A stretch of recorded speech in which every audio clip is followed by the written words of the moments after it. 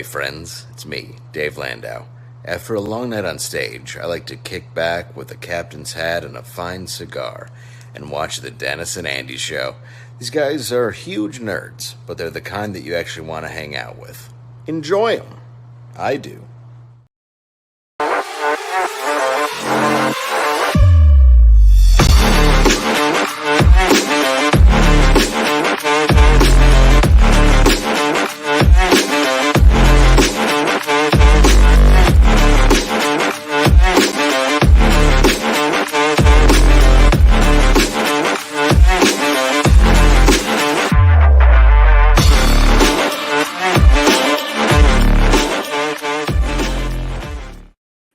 Well, howdy do, everybody. It is Wednesday, 3 p.m. Eastern time, and that is time for another fantastic, phenomenal fly by the seat of your pants. I had to get 3 F's in there. I was trying to figure out what you were doing. That's a lot of tongue twisting for you. Well, you never give a F, so I want to get them out. It is the Dennis and Andy show, and we are here today to entertain as always. And before we start, let's welcome the chat. Joe Bernardo, first up.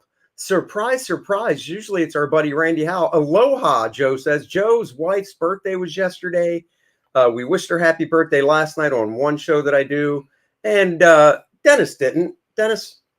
Nope, sure wasn't. But Joe, tell your wife happy birthday. Can't wait to meet her. Yeah, that's what I was getting to. Just wish her happy I birthday. wasn't online at all last night, guys. I am still working through Attack on Titans, literally nonstop in my waking hours whenever I am at home. I'm nearing the finish line, so no spoilers, and I know a lot of you have been telling me I need to finish it. See, guys, we had a ton of rain here yesterday, and Dennis's daughter is a teacher, and because this is Charlotte, and if you throw icy on the street, they cancel school because of the weather. With all that rain, they canceled school yesterday. So I talked to Dennis, and I'm like, what's on the agenda today? Hoping to hear, well, Andy, I want to sit down and write a little core draft too. Instead, I heard, well, Andy, I want to sit down with my daughter and watch Attack on Titan all day. And all I thought was, wow, I wish I had that kind of time instead of slaving away at my drawing board like I do every day. When's your first vacation of the year? Because you took like 5 last year, I think. Well, I do have many of them on the board. And I'm pretty sure it'll be right after the end of this show. I'm taking my first vacation so I can get away from you for a day because I'm going to be stuck with Andy in a car as we travel down to Macon, Georgia for the convention down there. So 3 wonderful days down in Georgia. Can't wait for Middle Georgia Comic-Con, Macon, Georgia with our buddy Dan Fraga. Willie, what is up? Hello. George in the house. Billy, hello. Marcus Kellergrew is here. Like it. And Slacker23 and Joe Bernardo, what are you saying? Thanks, Andy, for re-wishing her happy birthday. You got it. 49er Packer, here we go. Wow, Joe, if I knew you were going to say that, well, I'd still wish her happy birthday. But hey, when your birthday rolls around this year, nothing for me, pal. Go Pack, go. Go, Cowboys. Shut your hole, Dennis.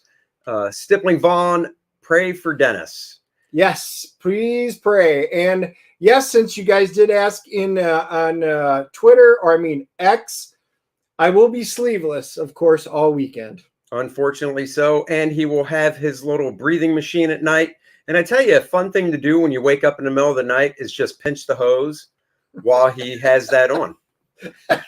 And see how long it takes before he jerks awake saying he can't breathe. So, guys, just so you know, there's always the question of fight or flight. And everybody has realized I'm a fighter. So if you pinch off the hose, if Andy shows up the next day with a black eye, I don't know how it happened. I'm just saying that's your morning. Guys, you heard it here first. Dennis is a fighter. That's what his wife says, whereas my wife says I'm a lover. I would rather be that one. Okay, before Dennis can get any other words in. Wait, wedge pillow. Those aren't pillows. Let's welcome our guest, Christian Toto of Hollywood and Toto. Hello. Hello. Welcome to the show. Welcome. I'm neither a fighter nor a lover. I don't know what I am, but I am glad to be here. I'm really neither one either. I let my wife, you know, it's funny when when you have to call a company and complain about something, my wife will always be like, "Can you make this call?" Oh, really? And I go, and I'm not joking. We've been married almost 30 years. I go, "Do you want to get it done?" And if she's like, "Yeah," and I'm like, then I sincerely think you should make the call because she's the bulldog out of the two of us. And yeah, I'm the same way here. I mean, if you want to get the job done, if you want your money back, if you want the person to come to the house and fix X, Y, or Z, I'm not the guy. now there wasn't it. God, this was only a few weeks ago. It was before the holidays. I can't remember what it was. It was some customer service thing, and I was like, "You should make the call." But I was standing there when she did, right? And I kind of had an idea in my head of how it would go because I know her pretty well. She got off the phone, and I was like, "Yeah, I think I should have made the call." Holy crap! That was wow. I was just like, oh my God. So there are times, but she's Italian, so she can get away with it. So, Excellent. Dennis, who makes that call in your house? You or Susie? Me, always me. I believe it. I'm the negotiator. I am Mr. Charisma. I am the guy to talk somebody off a cliff. And usually I can explain things properly where they're there.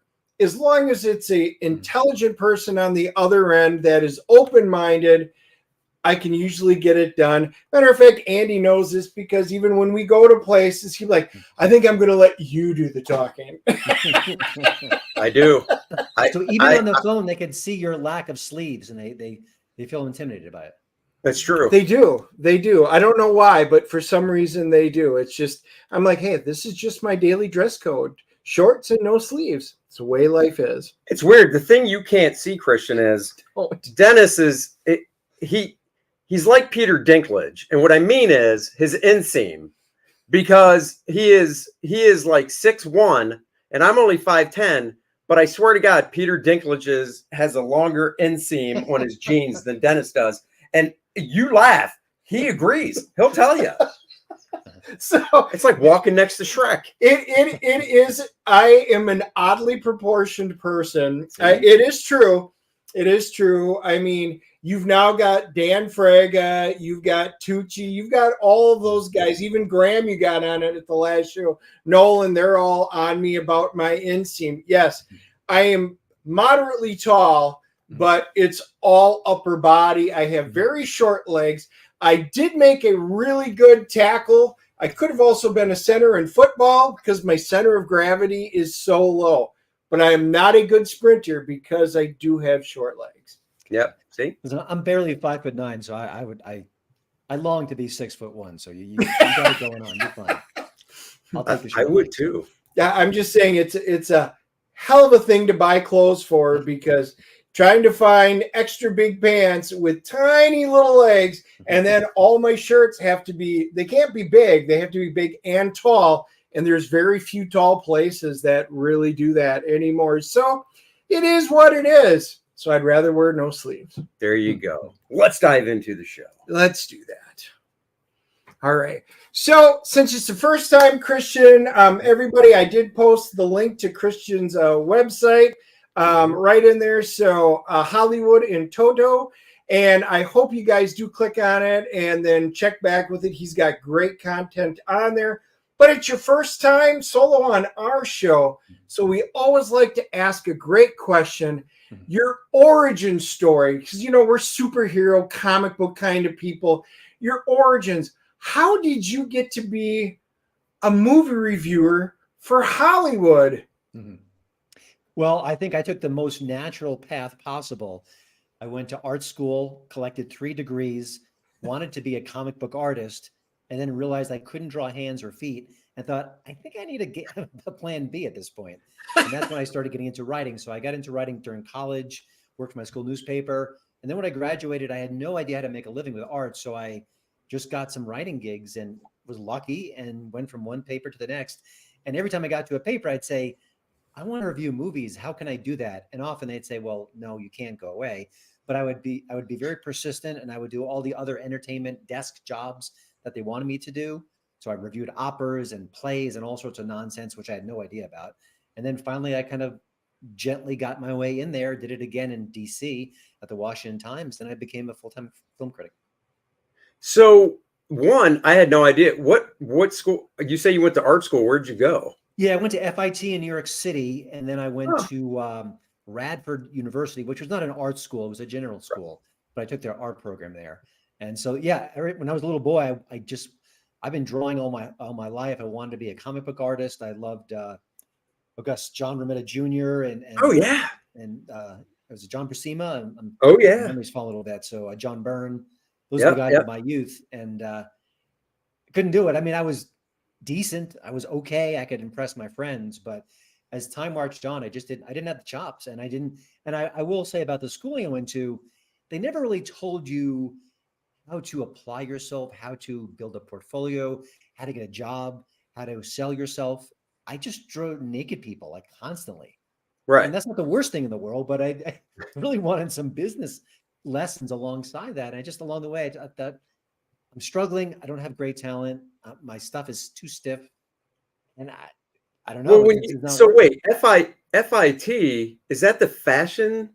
It is. Okay. They have an illustration program, which is what I was part of. So I didn't do a Yeah, comic yeah. No, book. I knew that. A friend of mine, Billy Tucci, who's known for a character named She, Mhm. he went there back in the early '90s, and and he went there to be a fashion illustrator. His first job out of school was drawing kids' fashions and clothing. I think he said for Macy's, Uh-huh. and then he got into comics. But Yeah. so that's cool. I didn't know that. That's pretty freaking cool, actually. So Yeah. I mean, it makes me sad that I never got there. I never accomplished it.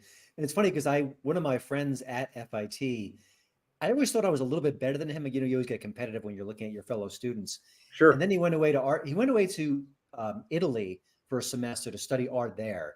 And he came back and he was so much better than me.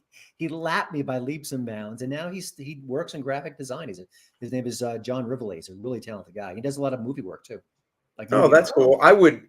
I tell you, I didn't know it when I was growing up at the time when I went to art school and stuff to, get into draw comics for a living. But the art schools over like in Italy and Brazil too and other countries, they just work your ass off. I would Yeah. love to have been able to do that when I was a teenager and stuff. So Yeah, I don't know what he did, but he came back a transformed artist. It was remarkable. it's just the way they go about it and Mm. stuff and the teaching method, I Yeah. think. Let's grab this $5 super chat from Michael. Got my copy of Core Draft. Beautiful book. Real achievement. Thanks and congrats. Thank you very much, Thank Michael. you. We really appreciate it. Like all the packages have been sent out, so they are arriving. So thank you very much. We do really appreciate that. Yep. And guys, we just want to again just thanks but we got all of our fulfillment in right when we said we would, and we were good at clockwork, and it looks like it's been incredibly well received. So thank you all. I know you guys will be back when we do volume 2. That's right. So when you first started writing for papers, I assume you were writing the entertainment stuff, or was it just anything they gave you, I guess, or I did initially some like feature work, like kind of there's a local ice sculpture. Let me interview him. That kind of okay, yeah. Okay. And then I segued to covering towns, like town council meetings. I was so overmatched. I had no idea what I was doing. I just faked it along the way, Yeah. covering like millage rates and looking through police blotters. I'm like, oh my gosh, I don't know what I'm doing. This is not me. This is not what I want to do, but you got to pay your dues. And Right. it did help me as a writer just to keep on writing. I think I gained speed that way, which has really helped me in my career because I work for a lot of different outlets right now. So that was important. But yeah, I did whatever came to me. I mean, when you're in your 20s and early 30s, they don't just hand you the movie review slot. It's Oh, you no. got to earn it. You got to figure out a way to get there. So I was lucky. So when you first started doing, when you got your break to do movie reviews, were you on staff at a paper at that time? Yeah, I was at the Washington Times in DC. I Okay. was a feature writer. I basically just volunteered so much to do other stuff, which was entertainment, that I kind of became the de facto movie critic there. I mean, there were a couple others who did some similar work, but I just forced my way in. I mean, any paper, they're desperate for people to pick up assignments. So I kept doing it and I showed Right. that I could handle it. So that's basically how it happened. I was very lucky. And when you were doing that, I really love like the technical aspects of stuff like this. When you were doing it, like at the Washington Times, doing the movie reviews and stuff, was it just like you had to see like one a week, or like how did it break down? Because there's obviously more than one movie comes out a week. So how did the boss break it down? Like, you needed this, or was it you, or? Yeah, I think it was more assignment based, and I Yeah. guess I would probably cover one or two a week, and and whatever it was, I was grateful of it. It's great fun to go to a movie screening, and I mean, my God, that was what the whole plan was after my art career collapsed. That was what I wanted to do, so I was super happy about that. And it's funny, I review films from a right of center perspective. Mm-hmm. And part of that was because I was in DC during the 9/11 attacks. I actually drove past the Pentagon like an hour before it was hit. Oh, wow. And I was working at a right leaning paper, the Washington Times, but I wasn't political at all. I just never gave it much thought. And then Sure. when the attacks happened and everything got more politicized in general, I drifted over to one side. And then along the years, I realized that almost all critics were leaning to the left, if not aggressively so, or maybe even mildly so. And it often reflected in their work. So I just thought, maybe I should be more honest and transparent with the work I do. So that's what I've been doing ever since. But I always try my best. If the movie has a left of center agenda, I'm not going to hate it. Or if it's a right of center movie, I'm not going to say, oh, that's great, even if it stinks. So I try to be as honest as possible while being transparent to readers that this is who I am. Sure. No, that makes total sense. I saw a movie once. This was probably a decade or so ago. And it was a screener. So it was like a Tuesday night where, it drops on well, back then they literally did drop on Friday. It still cracks me up how they'll say, just make up a movie name and it drops on this Friday, but it's everywhere Thursday night. And I'm like, why don't you just say it's Thursday night at 7:00 or 4:30? Yeah, it's so weird. But anyhow, so this was back when they literally still dropped on Fridays. And so I was able to go on a Tuesday because I knew somebody. And the reviewer for the Charlotte Observer was there, and he had his notepad and stuff. So when you go and review a movie, do you take like a notepad and stuff, or an iPad and type stuff out? Like, yeah, I'll either take a clipboard with a couple of pieces of blank paper, or like a little spiral notebook, or once in a while I just go in. I go commando. I just go with no notes in my hand. But then when I go back to my house, I'll write down some thoughts immediately. So, yeah. But it's a weird process because it's dark. I actually know a fellow critic who brings like a little mini light. And he really? Yeah. But, if you're sitting next to them, that's not the best situation. So I just scribble some notes. If there's a quote in the movie that jumps out at me, if there's something happening that I think I should make note of, I'll write it down. And then I go home, and if I can read half of it, I'm lucky.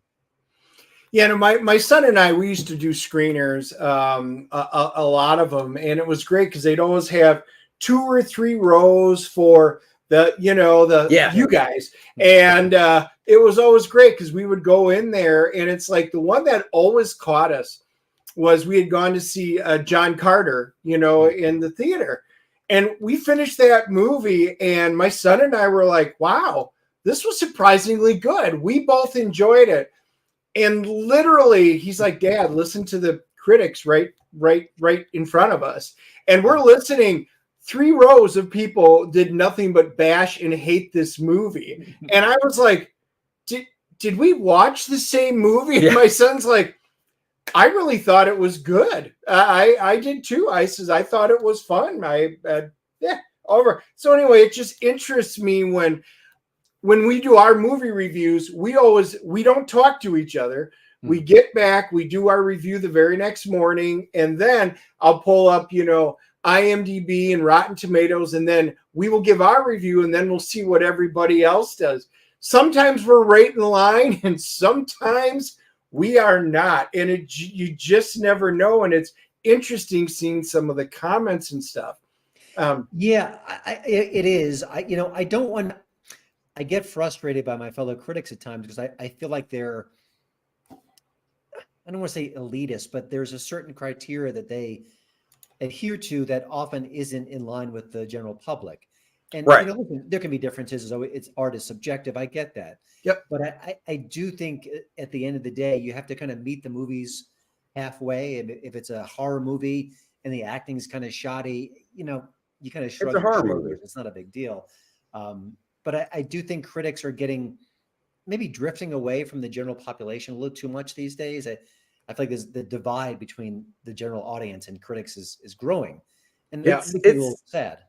It's seemed that way for I think to me it's felt that way for at least 10 years, because we would talk about, and some of my other friends too, it's like these critics are looking at every movie through the lens of, should it be an Oscar nominated movie? And it's like, you have to know what you're going in for and who the target audience is. Yep. This wasn't a movie, but an example I gave, I was talking to Dennis about it, and like my daughter and stuff, and some other people. And it's like, Disney's Marvel show, Miss Marvel, right? Now, I watched it all because my daughter likes to watch all that stuff. So I watched it with her, because my wife has no interest. So, I watched it with her. I didn't hate it. I didn't love it. But my analysis of it was, it felt like a Nickelodeon show for like 12 and 13-year-olds. Well, yeah, I'm not the target audience. So when I see people my age and stuff on Twitter or whatever, just bashing it and all that, I'm thinking to myself, yeah, but you're not their target audience either, Yeah, it's hard. I actually find kids' movies the hardest to review. My kids are in their teens now, so Sure. I can't connect with their point of view. I'm older. I'm not a kid anymore, even though I can estimate some things, but it doesn't really speak to me directly. So I agree. I mean, there are certain genres I like less. Sure. If it's like a Merchant Ivory movie that's set in the 1800s with a comedy of manners and these very stuffy people, kind of that Downton Abbey-esque, it's not my thing. But I can't hate the movie because it's not my thing. And I love horror movies. I'll sit through the worst horror movies, but yeah, so you have to kind of really be aware of your own biases as you go in. Yeah. So Joe Bernardo's asking you, Christian, it's a two-part. As a movie reviewer, do you get jaded because you've seen so much, or do you go into a movie and look at it as how a fan of the genre would enjoy or not enjoy it? I'm going to cop out and say yes to both. When you see so many movies, it is hard not to get a little jaded. And sometimes when I see a movie that's mediocre, but it's different and fresh, it kind of like, oh, maybe I'm judging it a little bit better because I'm so used to seeing films that something that's a little bit off the beaten path is fun. But I do go in there trying to meet where the movie is. And I do consider the genre, and I consider, and also like if I'm reviewing a low budget film and maybe there are some aspects about it that are a little bit wobbly, I'm going to be softer on that as opposed to a Paramount picture. So that's it. So I hope I'm answering the question, but I do try to appreciate the process, and it's impossible not to get a little jaded. You just see so many movies. Well, yeah. And I think, for me, it's the same way with, being a professional comic artist for the past 33 years. It's hard to look at. I still collect comics. I still read comics. Now, old stuff, back issues from like, the 80s and 70s and before, that stuff I can just look at and totally enjoy. The newer stuff, it's hard to look at without a bias, because I know what goes into the soup, and it's got to be the same way with the movie. I mean, you obviously, you're a movie reviewer, but I know a ton about how movies are made, and I expect a lot more than I do about the behind the scenes workings of movies and stuff. So it's hard sometimes to try to even enjoy something that you're connected to work wise, because you can't turn that analytical part off. Yeah. I mean, listen, when I went into the movie The Flash, I thought, okay, Ezra Miller has all the baggage in the world. Oh yeah. Put that aside and just say, is Miller good on screen or not? Right. Is that the best role? So, and that could be, but I think at the end of the day, when the movie's good, when the story grabs you, all that stuff floats away. Matter of fact, I love when I'm in a movie and I've got my pen and paper. I'm trying to be the due diligent, being the movie critic, but then the movie's really good. I just put my pen and paper down. I just enjoy it. Sure. Maybe that's the best way to let it wash over you. Yeah, no, I can see that because then you're really immersed in it, because you aren't it doesn't feel like work, when you really are sitting there, pen and paper and stuff. I think it just feels more like work. Yeah, it's more clinical too. And I think it could be Yeah, I think it could even be honestly more forgettable, and that's why you have to have the pen and paper going, because you're just not as into it. Where, like you said, if it's a really good movie, you just let it wash over you. You remember that stuff. You don't need to write it down as much. Over the years, I've done a lot of celebrity interviews, and one of the things that I notice when I'm doing them is when I'm getting the answers, sometimes there's a response or a part of the answer that I think, oh, that's good, or that's the lead of my story, or like a little bell goes off and tells me, oh, that's interesting. So I can't help but do that when I'm watching the movie and something's on screen that's so noteworthy that I can't forget it. I've got to have it in the review, so then I'll write it down as well. Oh yeah, yeah. One of the things you had kind of touched on that kind of triggered something in my mind was, you're talking about when you go to review movies, you always want something to be fresh or original. Mm-hmm. So I always like to try and find something that's new and fresh and original. And sometimes I do, sometimes I don't. Mm-hmm. But I'll tell you, the one that got me this year was The Creator. I had very little expectations from this, and it wowed me so much so that I wound up going back and taking my family to see it.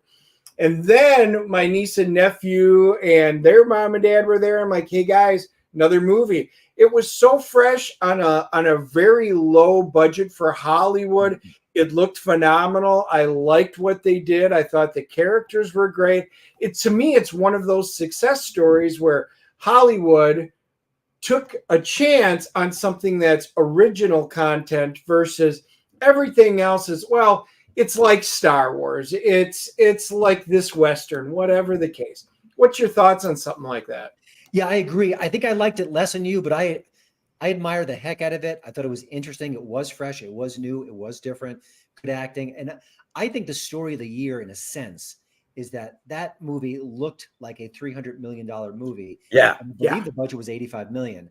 And I think, hey, Hollywood, if you want to get in the red again, if you want to make a profit, make movies like that. Figure out how you did that. Because, and the ironic thing about it all is The Creator was not very successful. I forget its final tally stateside, but the bottom line is that it was made at a price point where they're not going to lose $1 gazillion. But right. I just think if you can make something that visually powerful for that cost, you've got to duplicate that, because that's what Hollywood has to do to kind of make ends meet these days. But yeah, it looked phenomenal. The robot technology, it was so organic looking. It didn't even feel like a special effect. It just felt so natural, which obviously it wasn't, but it had that impact on me. Yeah, no, that was one we actually didn't see together for our review. I saw it separately with my daughter that weekend.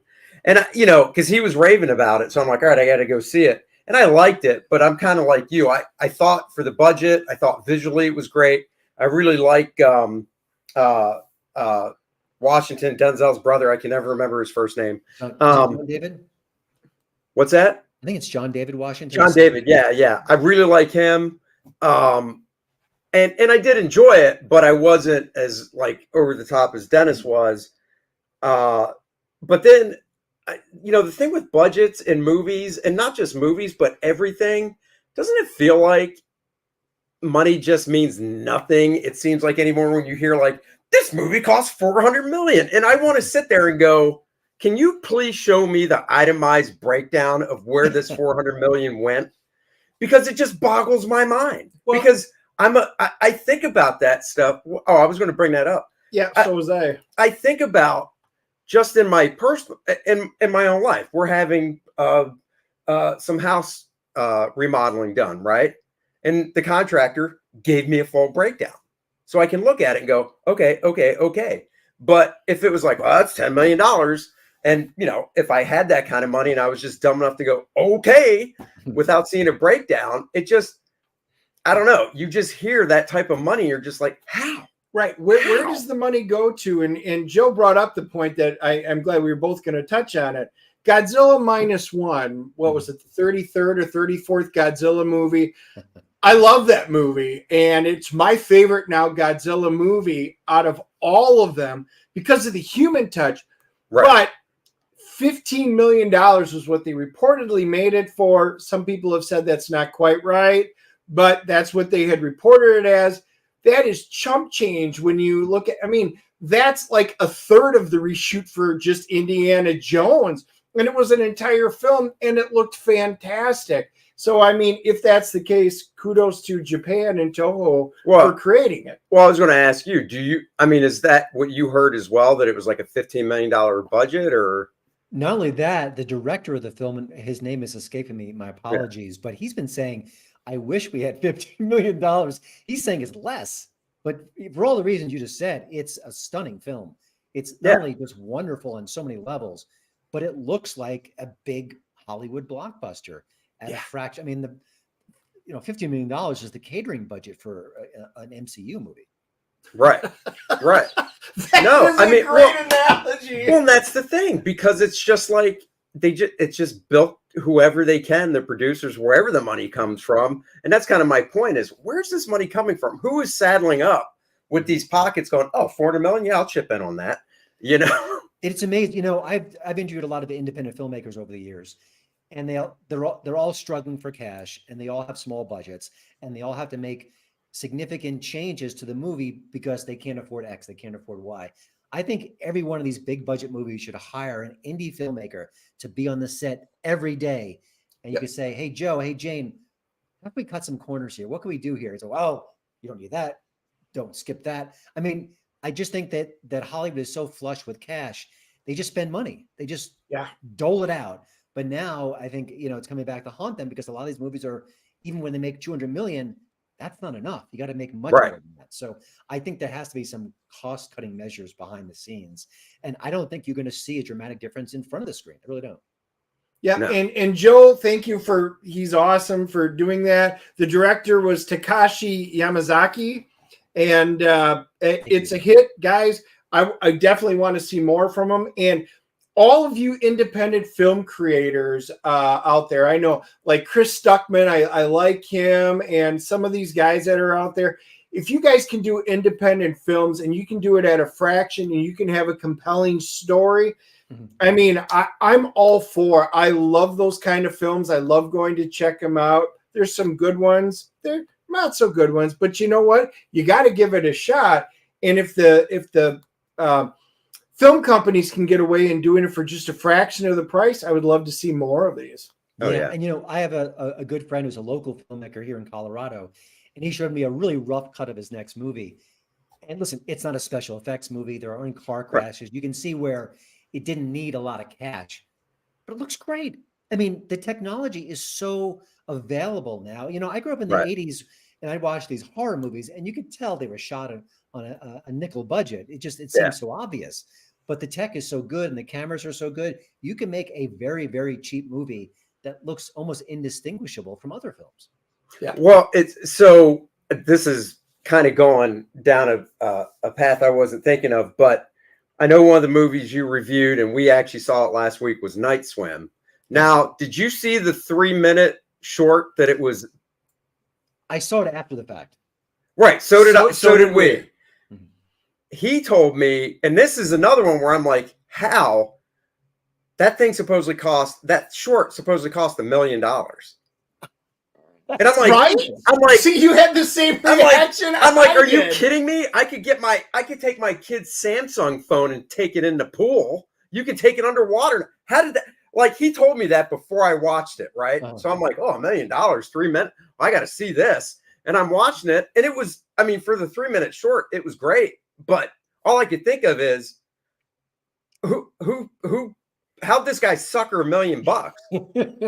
Maybe the chlorine was very expensive. I don't know. I guess so. That's absurd. I couldn't believe it. It was the pool. It was a house rental. It's like, dude, don't rent from some Hollywood star to use this pool.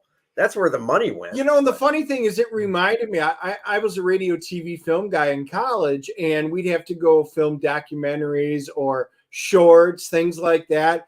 And I was like, I literally could have made that for like $50,000, and that's me spending real money on some big stuff, including a camera that goes underwater and everything. And I'm like, $1 million. What could I have done for $1 million? I'm watching it going, he told me that. I'm like, well, there's got to be some cool special effects. I'm like, there's nothing.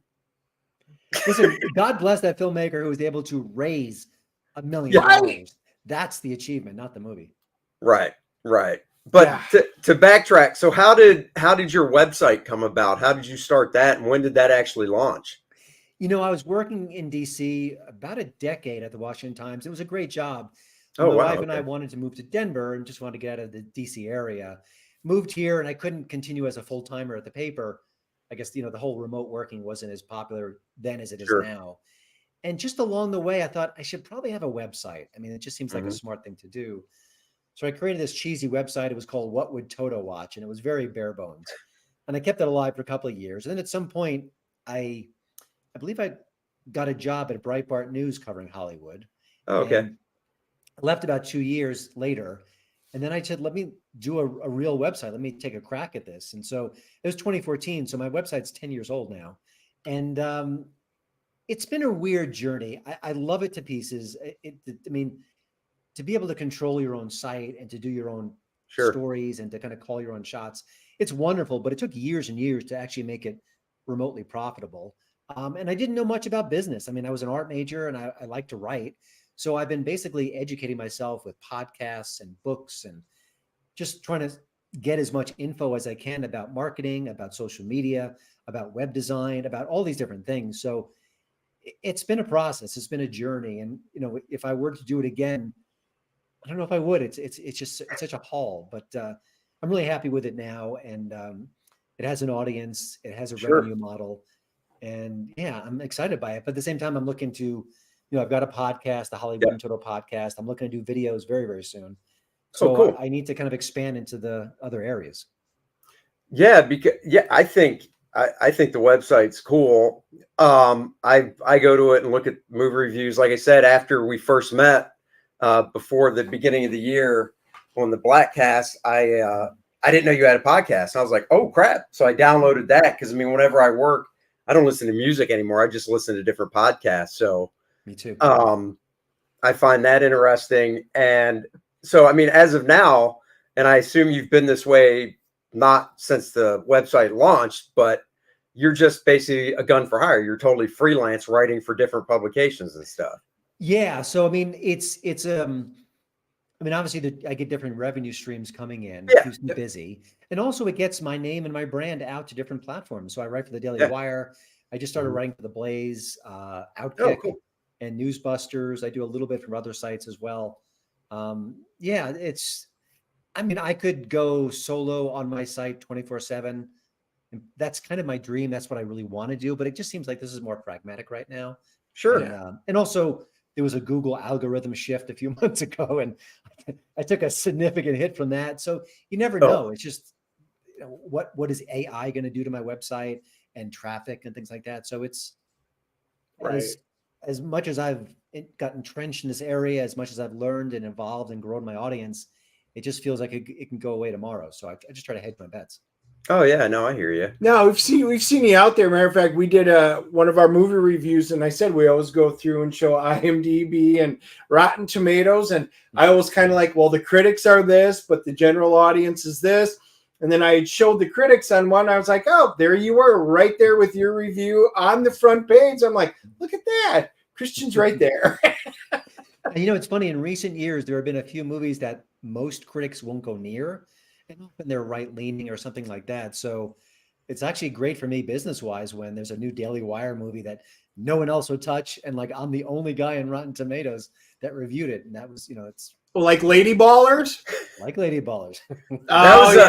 That was a great interview, by the way, too, that you had on your podcast.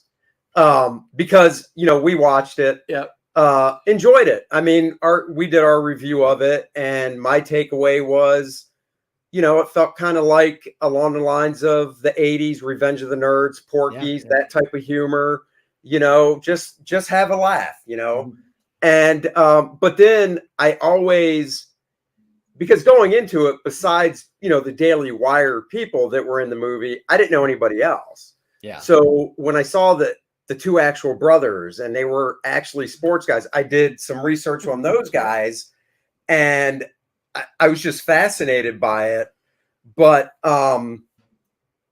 just the fact that, you know, we saw some reviews and they were literally like, oh, this movie's hot garbage, I won't even watch it. And it's like, well, then how do you know? Right. How are you putting out a review on something you've never seen? You prejudge it. And that's one thing I say. No matter what I think, I try to walk into a movie without any judgment. I avoid spoilers now at all costs, but I may hear people like it or don't like it. I'm like, oh, okay. And that'll be about the extent of it. But I would never say anything like, here's a movie and I hate it, but I've never seen it. Right. Yeah. Yeah. Listen, if you have a strong position on an issue and then you watch a movie that has a strong position from the opposing point of view, it is hard to judge that fairly. I agree. But we also shouldn't just shut our eyes and ears to things like that. We should give it a chance. And maybe it has some things to say. I mean, one of the things I've always loved over the years by Dave Chappelle is that sometimes I think at his best, he'll bring up subjects and he'll dig into them. And he does it in ways where I'm thinking, oh, I don't agree with that. I'm uncomfortable. That's not my point of view. But by the time the bit is over, A, I'm laughing. And B, he's basically making me reconsider my views. Why do I think like that? What about this, point of view? Yes. Should I process that? And I think, art of any kind is often at its best when it's doing that, when it's challenging us and making us think and distracting us or making us laugh. I mean, you laugh, you're in a different space mentally. It's just wonderful. Well, I think, speaking of comedians, I think George Carlin was great at that. Yeah. He would make you, he would start leading you down this path.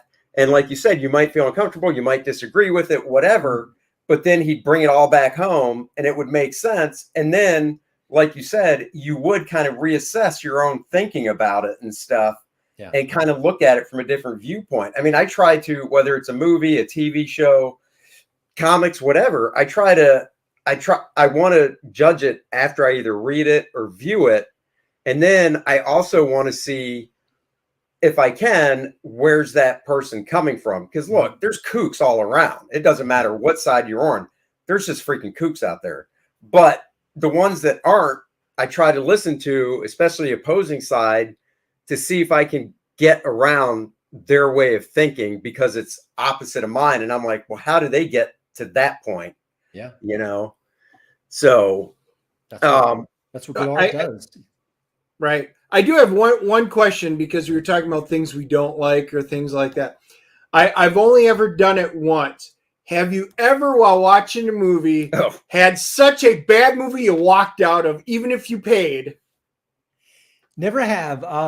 I think my least favorite movie of the last decade, and I don't mind the Transformer films. I've enjoyed a bunch of them. The Bumblebee was good. The first couple were very good. Some have been fine. But for some reason, was it the last Transformers, The Last Night? I loathed it. I was squirming in my seat. I hated that one. Wait, the last one, though, but you're not talking about leave a theater. That's not the one with the animal Transformers. You're thinking of the Beast Masters. No, he said The Last Night. The Last Night. Was that John Cena? That was a terrible one, yeah. I think it was. I remember Anthony Hopkins had maybe a voiceover in that movie, perhaps, or a small role. And I'm thinking, oh God, Anthony, what's? Yeah, why? That's a nice paycheck.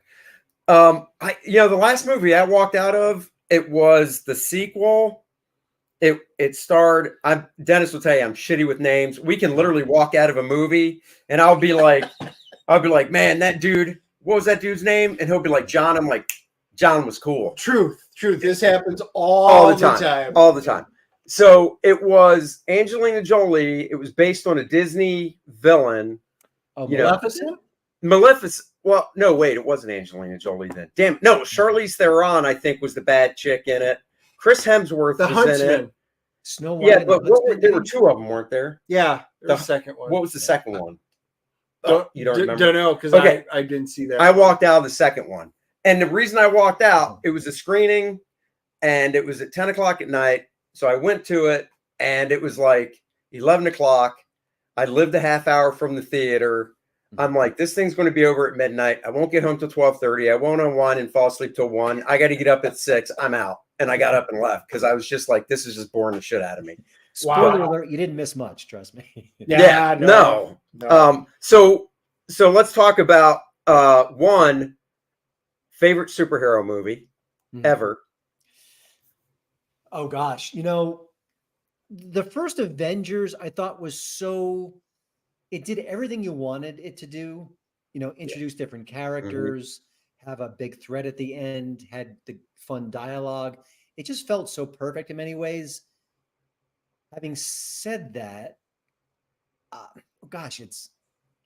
have such an affinity for this first Superman movie. You're talking Christopher Reeve, right? Yeah. That's just that's like my childhood in that movie. There's no. Oh yeah. Between. Oh, yep. Man, there's been some really good ones. Maybe it doesn't even qualify. For some reason, I found Joker mesmerizing. There's something about that. Oh, really? Yes. What do you think about the new one coming out? Because I hear it's a musical. I'm super curious. I mean, it's probably, I think between that and Civil War, those are the two movies that I'm dying to see in 2024. But to me, Avengers, Infinity War, I could watch it on a loop. I don't know what it is. The action, the comedy, the stakes. Yeah. I don't think we even appreciate how great Thanos was. I know everyone talked about him, but Josh Brolin's voice. Yes. And obviously, I guess they kind of CGI'd him, and maybe he was doing the mannerisms too. Yeah. Such a spectacular villain. He had depth. He was just so vicious and so cunning and so interesting, and yet he could be kind. It just off the charts great. And no, I think as a team movie, I think the first Avengers holds it for me. As a single movie, yeah, I mean, I love the first Superman. Same thing, childhood, all that. I do love Batman '89 though with Michael Keaton. Because I do too. Dark Knight Dark Knight Rises. I mean, those. Yeah.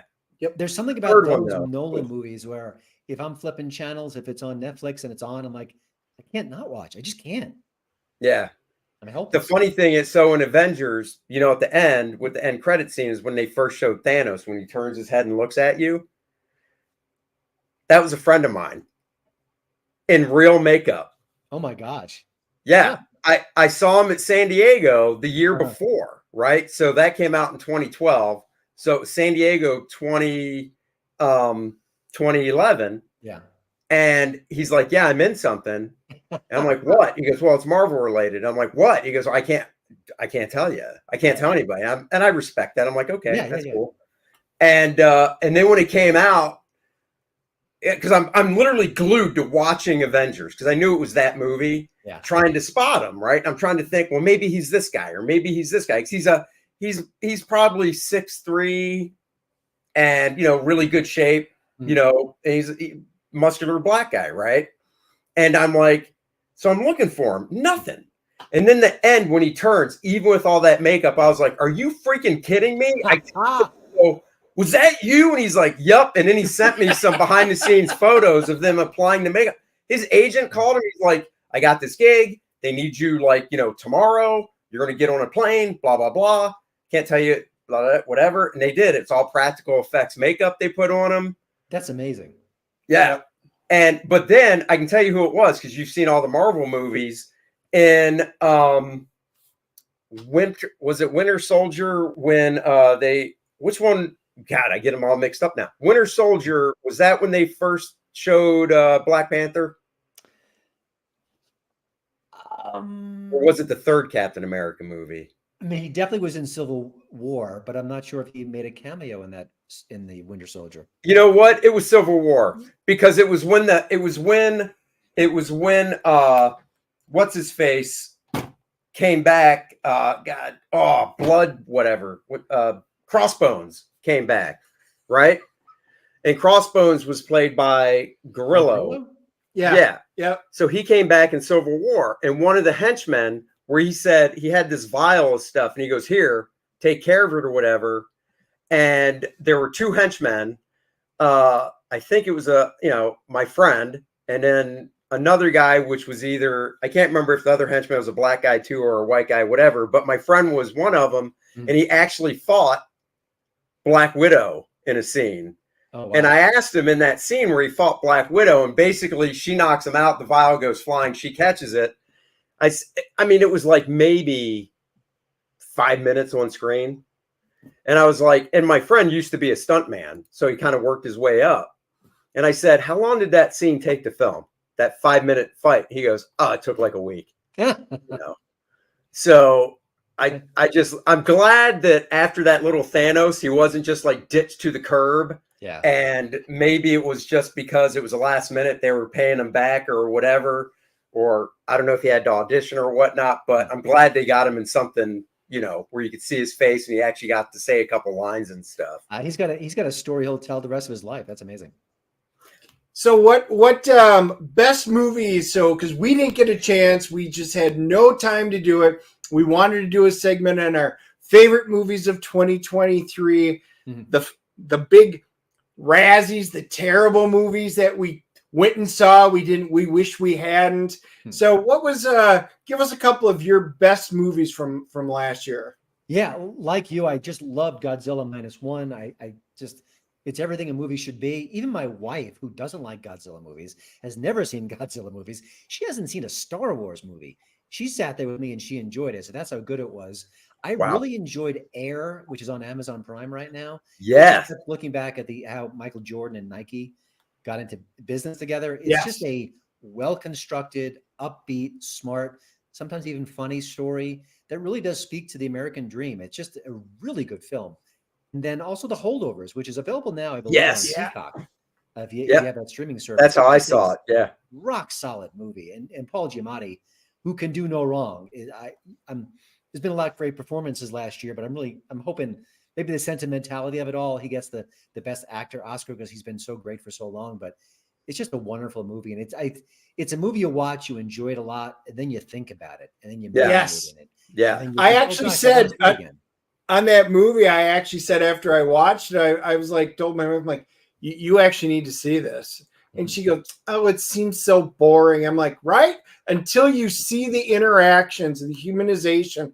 Yeah. And I said, I'm willing to bet, just so you know, this may become a Christmas movie, because for us, Die Hard is the first Christmas movie.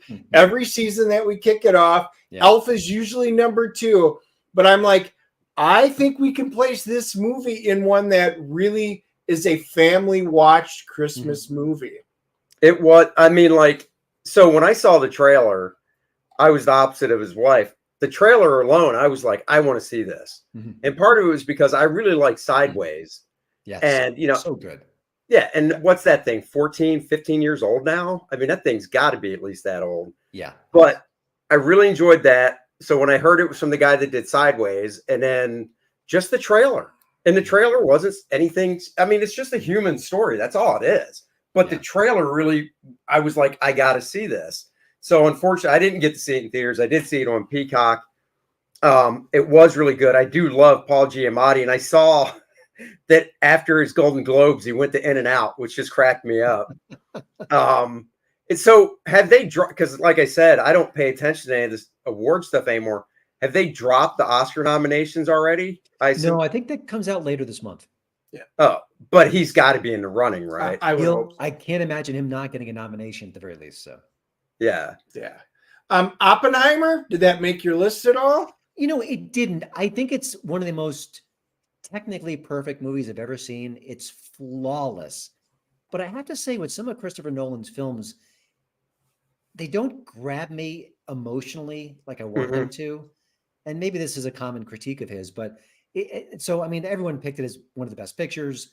I get that. It's a stunning achievement. I want to watch it again, but it just, I felt a little hollow watching it. And it's a weird thing because everything on screen is just immaculate. Yeah. I mean, it's stunning to watch that movie. And, you know, I was, one of the actors on set was describing how methodical he is. And I just thought I would love to be in a Christopher Nolan set just to watch him work and to see all the pieces come together. It must be fantastic. Yeah, I liked it. I I did feel the length of it while I was watching it. Now, not in a super bad way, because we've all been to movies that are 90 minutes and you're like, is this thing over yet? You're 20 minutes in, you're like, it's like 3 hours. What's happening? But I did feel the time, but not in a bad way, but it felt kind of, it wasn't obviously as dry. And well, I mean, documentaries shouldn't be dry either, but it kind of had that feel in a way to it. I did love the main casting for Oppenheimer, because you never see that guy. Like, I picture Cillian Murphy or whatever always as like some weirdo bad guy or something. So when I saw the trailer for it and saw him starring in it, that's what got me hooked, because I wanted to see him do something that to me he's not known for. I agree. I also, as much as I want Paul Giamatti to go home with an Oscar in March, I think it's Cillian Murphy. He was just spectacular in that role. Yeah. Yes. And it's such a commanding role. It's such a difficult role. Yeah. And I don't know. It's always hard to compare performances, but boy, so good. So good. Yeah, it was. As a matter of fact, there was a big argument in my household, because I want to go see Oppenheimer. They were like, we want to go see Barbie. And I'm like, guys, they're really not compatible, you know. So I finally had to make a deal with them. Right? That's right. Barbenheimer, you know, it just wasn't. I was like, no. So I had to make a deal. Go see Oppenheimer, then we'll see Barbie. Okay, can we at least do it? And I'm glad I did, because it was one of the most stunning visual movies. You're talking about Oppenheimer. Oppenheimer, yeah, not Barbie. Barbie's just highly stylized. It was fun watching Barbie with my family, because all the girls had the different types of Barbies and Alan, and they all knew the pregnant Barbie, and they all knew it, and they were all laughing and joking and stuff on there. And that's the stuff that kind of went over my head. But they really liked the Barbie movie because it was made for them. Yeah, you know, I didn't love Barbie. I had some issues with it, but I did love the fact that everyone loved it. Like, it was amazing to watch all that go down, and for people to go back to theaters and to celebrate it and to dress in pink and to make it an event. And I can quibble about the movie, but as a movie fan, that's exciting. It was fun to see that all explode. Yeah, I mean, I haven't seen it. My wife and daughter did. They really enjoyed it. And I don't have anything against it. I'm just like you said, there's so much out there now, content-wise, and time is precious that, you know, if I've got a couple hours on a weekend to watch something, I'm going to watch something that's on my watch list, not, you know what I mean? Yeah. They made Barbie an event. You had to see it. Yes. You had to go with your friends. And that is brilliant marketing. I mean, I think that's what movies have to do moving forward, because we can see everything on streaming. Even the good movies are on streaming or VOD within a matter of weeks. You can just wait, but you couldn't wait to see Barbie. And that's an achievement. Yeah, they did a great job. Joe's asking you, Christian, what do you think the reason Hollywood is making so many remakes? Is it lack of creativity, or the to keep the trademark or licensing rights? What's your thoughts? You know, I think a lot of this is on us. You know, they make remakes because we go see them. There's something about that built-in recognition. Even like, I think they're making a Monopoly movie. They're going to make a Minecraft movie. When you have that brand that's very powerful, it separates you from the pack. We just talked about the movie The Creator. It didn't do well. It was an original story. And it was, overwhelmed with originality in it. Great. But there was nothing to tie it into. The average person didn't know what that meant.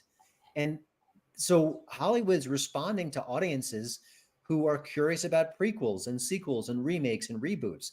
So if we stop seeing them more than we have right now, then I think they'll slow that down. But it's got that built-in recognition. And I think that's really powerful from a marketing point of view.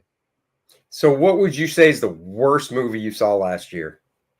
You know, I think the one I'm going to pick, in part because it's part of the award season conversation, and everyone's, oh, this is so wonderful. It's called Saltburn, and that's on Amazon Prime right now. Okay, you saw that, right? I haven't seen that, but you saw that, right? My daughter, Dad, you need to see this movie. You absolutely need to see this movie. My son, his girlfriend, my daughter, they all saw it. They've already created a drinking game out of it. And they were like, Dad, you need to see this movie. I had just finished literally watching Gran Turismo, and I loved that movie. I enjoyed it so much. And then I was like, oh my gosh, he's in this one. I'm like, okay, maybe you talked me into it. So I watched it, and I sat there and went, there are absolutely no redeeming characters in this entire So glad film. I didn't watch it. Yeah, there's like 3 or 4 like really shocking scenes. I don't care. I can recognize that it's shocking, but it didn't mean anything to me. I don't think that the story made sense. I didn't get why the different characters liked each other, why they didn't like each other. Right. The main character played by Barry Keoghan is a very good actor. I just didn't understand his motivations. I didn't quite get him. And then as the story goes on, I didn't buy it. It's a mess to me. It's beautiful. It's interesting. It's got good actors in it.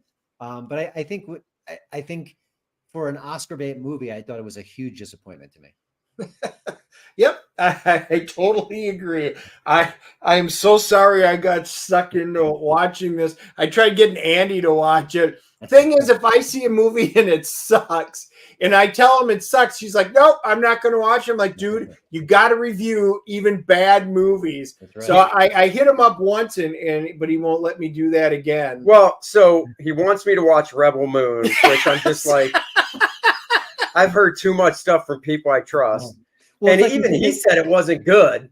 But he's like, come on, you got to watch it. You got to watch some bad ones. And then the one he tricked me into, and once I say it, I hope you don't go, I love that movie, was I think it was just a Netflix. It went right to Netflix. Netflix original was Blonde, the Marilyn Monroe movie. Did you watch that? I never saw that. It got very mixed reactions. He tricked me because I like the actress that plays her. She's, attractive and hot. Yeah. And he's like, there's some good shots of her, if you know what I mean. I'm like, oh, really? So I watch it and I call him up after 3 hours. It's 3 hours. And I called him up after and I go, you were messing with me, weren't you? And he goes, yep. He goes, if I had to watch it, you had to watch it. I was like, you son of a bitch. I just wasted 3 hours on that garbage. God, I hate your guts. Literally, Christian, all I have to do to get Andy to watch the movie is say, Andy, it was very artistic and she had boobs. And he's like, okay, I'll watch it. All right. This actually reminds me, when you drink a carton of milk, you go, oh my God, it's spoiled. Here, try it. Like that's what's going on here. That's what it was. Was. What's on the radar for this year? You said Civil War, which I am looking forward to. Yeah, I'm really curious. I like Alex Garland, the director, a lot. I think he's really talented. The Joker sequel, I'm super curious about. Yeah. Other than that, I mean, Deadpool 3. Yeah. I don't know. I don't have a good feel of the more serious, sober dramas coming our way. The lineup seems light to me. A lot of sequels and things like that I don't care enough about. Inside Out 2, things like that. Yeah.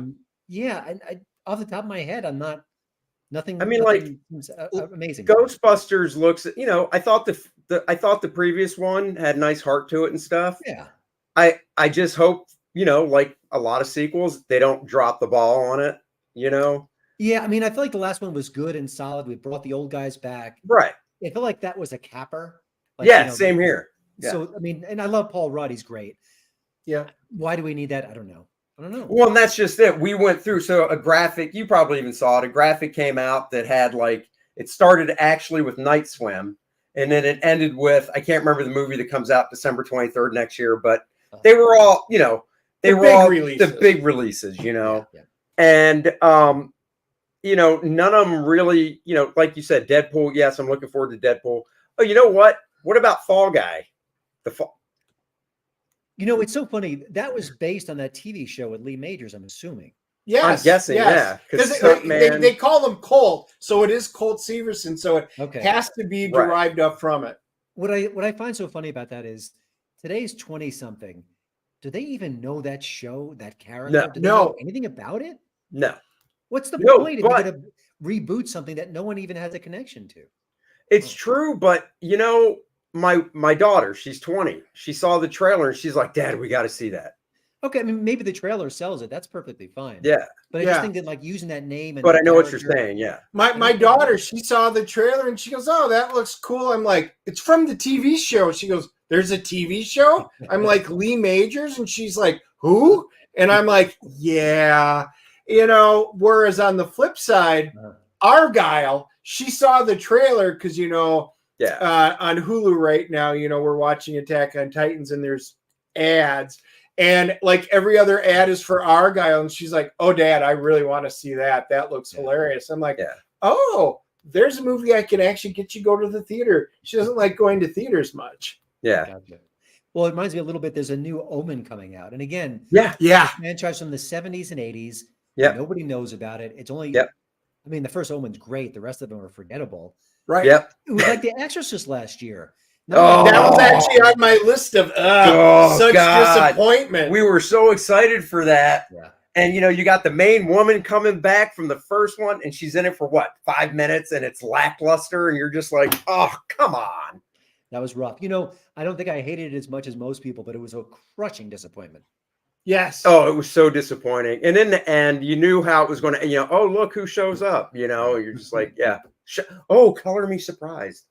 Well, the other one last year I thought it was okay, but it wasn't as good as the other mystery ones with, this is where I'm bad with names, and I phoned Dennis. Are you thinking of the Agatha Christie Yes, the movies? Agatha Christie ones. What was the last year's one? Haunting in Venice. Yeah. Yep. See, that one, that was, to me, the weakest one out of the three so far. I like the fact that it mixed a little bit of horror in there. I thought that was Yeah. a little wrinkle, but Yeah. I thought it was okay. Yeah, well, that's just it. I thought it was okay. Like the other two, like the first one, I was like, "Oh, this was really good." Then the second one, I was like, "Oh, that's cool." And then this one, I was like, okay. So what I got to get your opinion on, I love the movie. My wife loved the movie. I made her see it afterwards. I got to see my other half the family watch it, and they hated it. Cocaine Bear. Oh, yeah.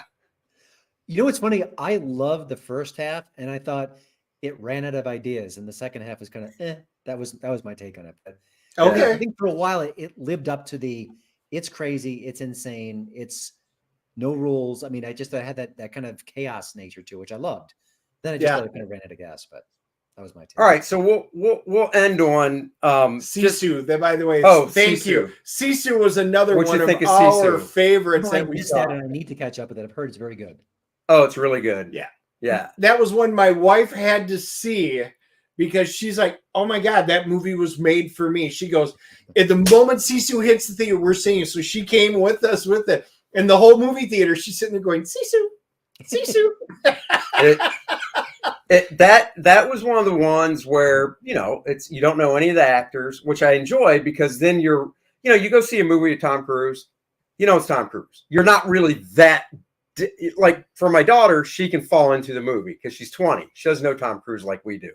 For us, we're like, "Oh, it's Tom Cruise," But Sisu, because the actors, you're like, who are these people?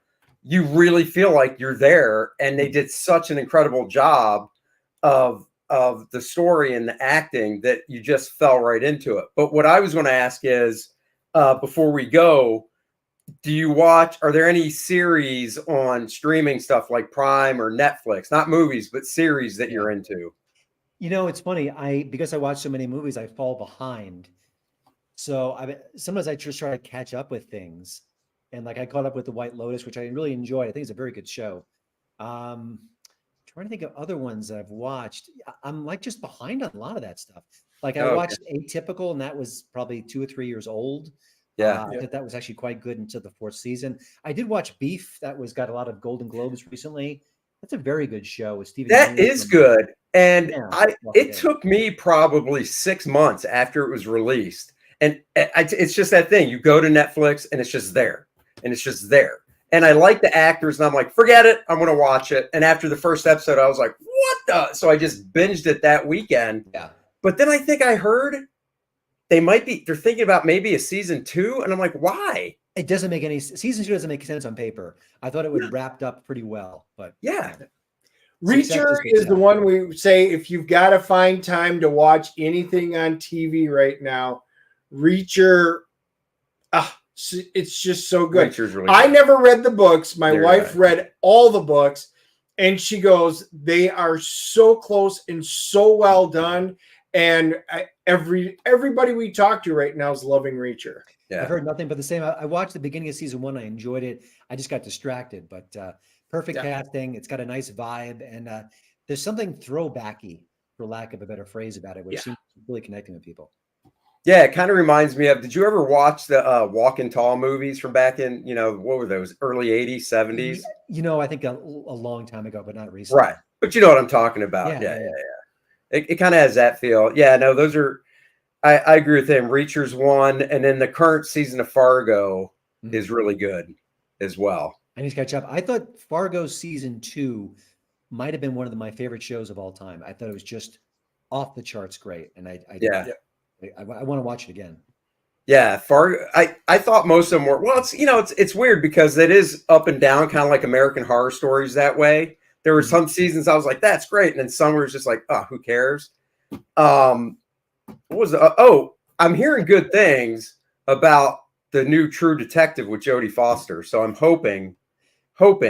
Yeah, because the first season I really liked, and then it was kind of like, that was definitely up and down too. But I haven't gotten any screening access for that one yet, so I don't know. But I'm hoping. I love Jodie Foster; she's a great actress. Yeah, you know what? I do have one last question. Like you said tonight, you're going to go see the Beekeeper. Now, when you say going to see it, do you get a copy or you actually go to the theater? Mostly I go to the theaters, screening links. I still get some screening links, but it's more often for independent films. But for the biggies, it's usually in theater. But then because it's Wednesday, technically it's not opening. So it is just for reviewers and stuff and like special passes and crap, or it's both. It can be just reviewers. It can be reviewers and special passes. So it mixes it up. Now, there's a reason behind it. Is it an AMC by any chance? No, it's a local, in a way, an art house here in Denver. Oh, you're so lucky because we go to AMC and we are so sick and tired of seeing Nicole Kidman tell us why people go to the movies. There's an audible groan every time she comes up. Half of it's from us, but still we're like, oh, Jesus, how long? And then they're still on there. It's been 100 years. And it's like, dude, it was 100 years in 2020. I think there are enough actors in Hollywood who would take that gig for maybe very little money just for the exposure. Let's get a fresh face. Come on. Yeah, it's just like, oh my God, I'm so tired of seeing. I saw one movie and I thought, oh my God, the trend is broken. My daughter over the holidays really wants to see Aquaman. You'd think I would because one, he knows I'm a huge Aquaman fan just from the comics. Yeah. I like the first movie and I love superhero movies. Even I didn't care to see this movie in the theater. Yeah. Right. But my daughter really wanted to. So I'm like, and he didn't. So I'm like, fine, let's go. So we went. And the biggest shock to me was there was no Nicole Kidman. I think he fell asleep. I did fall asleep during the movie, but not before it started. Was Nicole Kidman in the first one briefly?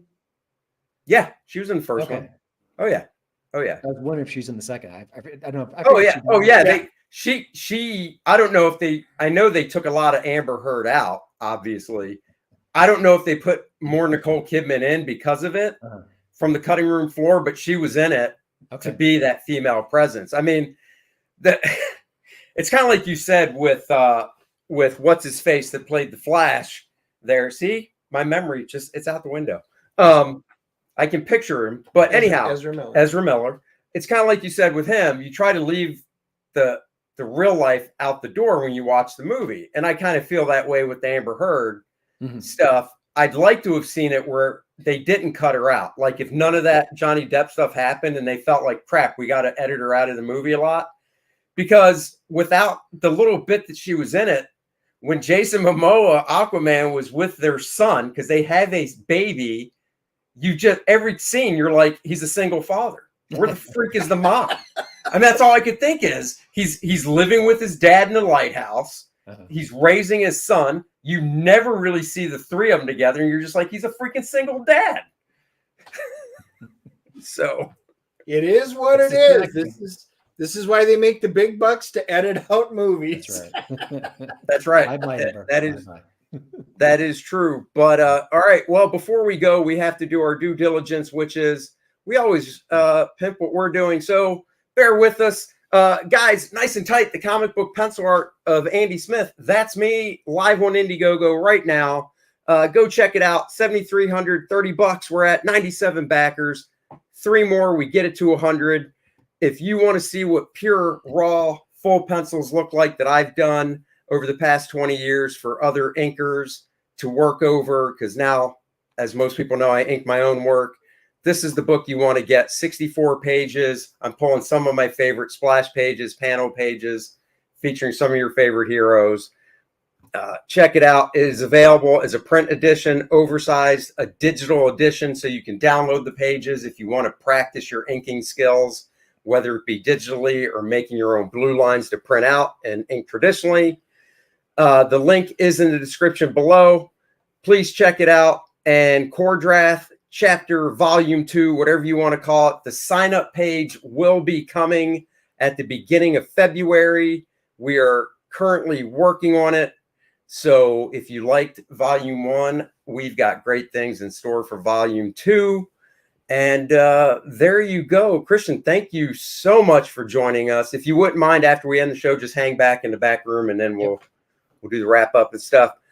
Thank you guys for watching today, for joining us. We will be seeing The Beekeeper tomorrow night and dropping our review Friday morning, nice and early, around 8 o'clock, as always, for you guys. So set the notifications, like, subscribe, and share, and go check out Hollywood and Toto, and definitely his podcast. Your podcast is once a week, I believe, or?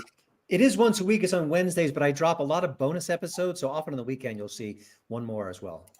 Okay, cool. So definitely do that. And if I remember right, the bonus episodes are a little shorter anyhow, right? Chunk? Short and sweet, right to the point. Yeah. Nice. Yeah, there you go. And the guys, I just dropped the link right there. And so go check out Christian's links. Yep. And thanks for joining us. We'll catch you guys Friday morning and next week. Bye-bye, everybody. There you go.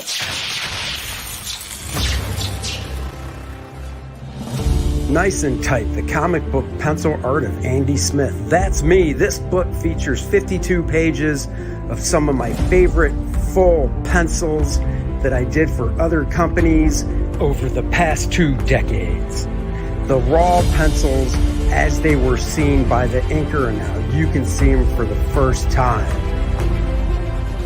This book also comes in a digital format so you can practice your inking in your favorite program.